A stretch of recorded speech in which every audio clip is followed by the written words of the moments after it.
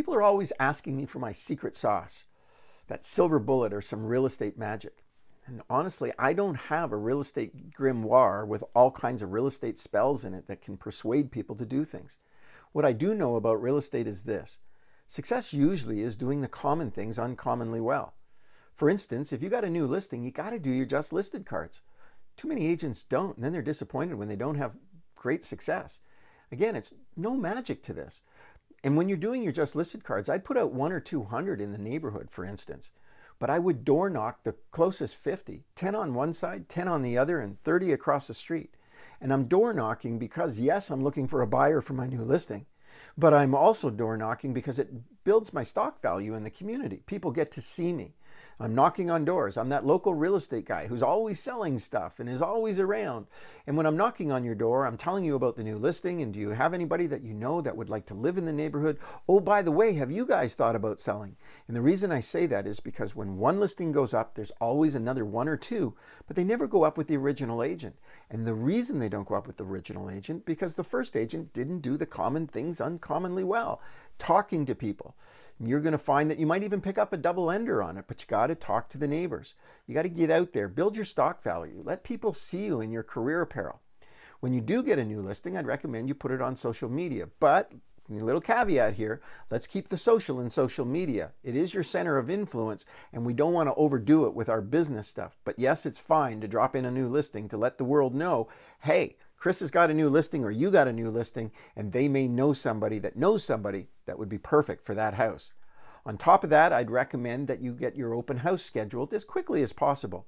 So we've got our just listed cards have gone out. Now I need you to go around and invite the neighbors to the open house. The neighbors always want to come to the open house, that's for sure. And you can say the open house is scheduled this Saturday from 2 to 4, but we're doing VIP showings from 1 to 2. So I'd like to invite you to come out, and if you know of anybody that would like to live in the neighborhood, please bring them along. We'd love to have them. Along with that open house, we got to do lots of marketing. That's lots of signs in the neighborhood. We want to let the neighbors know. We want to make sure it's advertised in local print if that's the case. We want to put it up on our social media sites, in-office notification. And we want to prepare the house for the open house. So we're going to include in this session a checklist that you can work with your seller to make sure the home is ready to go. Now, I've even had properties when I listed them for sale, I've had agents call to book a showing, and I've gone on to say, well, I'm having an open house Saturday. I don't know if you're going to be showing houses on Saturday, but if you are, I'd love to have you. The reason I want to do this is I want to create all the energy around the open house. I want lots of people lined up. I want people coming in and going, and really what I'm trying to say to the public is, if you like this one, don't wait, because there's a whole bunch of people interested in it. So get the neighbors out, get the neighbors to invite friends out, go around and talk to everybody, invite the other real estate agents out.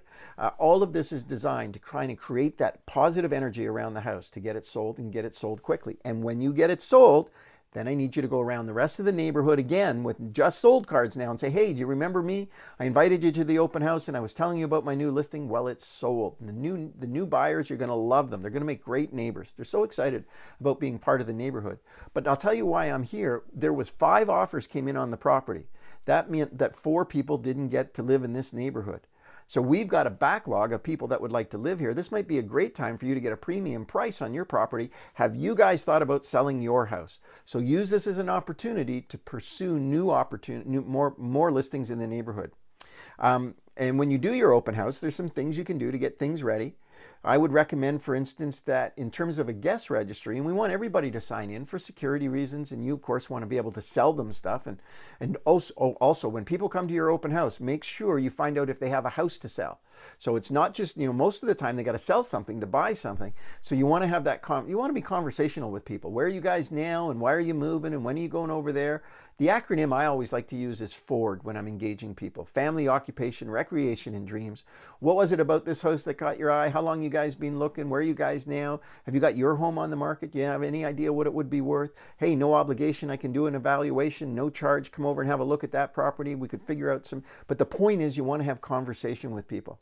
Now, when it comes to your open house registry, the technology I like is a technology called Open Home Pro. It's an app. And I invite you to take some time and investigate it because it's really good for collecting names.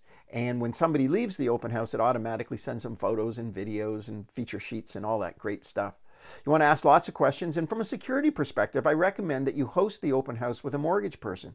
I don't think you should be in your open house by yourself, inviting strangers in from the public.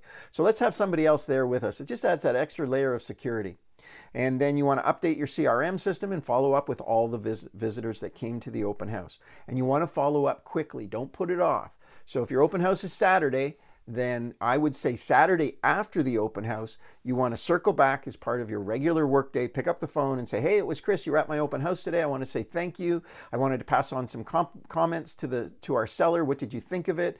Are you thinking that you'd be interested in that? Oh, by the way, have you guys got your home up? And of course, you see where I'm hooking that conversation, can't you? I'm hooking it into a listing appointment and to develop a potential relationship with them. I've got follow-up scripts for your, I've got follow-up for your just listed and just sold scripts. I've got an open house follow-up for you in terms of the session.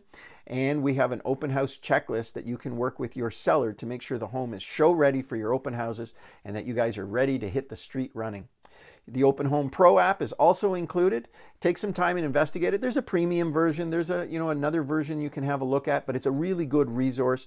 We've been recommending it to agents for the last few years, and they seem to really like it, and it really helps.